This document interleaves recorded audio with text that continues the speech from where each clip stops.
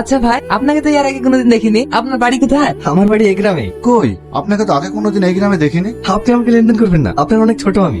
আমার এই গ্রামেই বাড়ি। আমি লন্ডন থেকে পড়াশোনা শেষ করে আজই বাড়ি ফিরছি। প্রতাপ চৌধুরী আমার দাদা। তার মানে তুমি প্রবীরের ছেলে আগু? হ্যাঁ ভাই। তুমি লন্ডন থেকে বাড়ি আসছো, কেউ জানে না? না, আমি কাউকে বলিনি। আরে আরে, এ কি করছেন? আমি পারবো তো?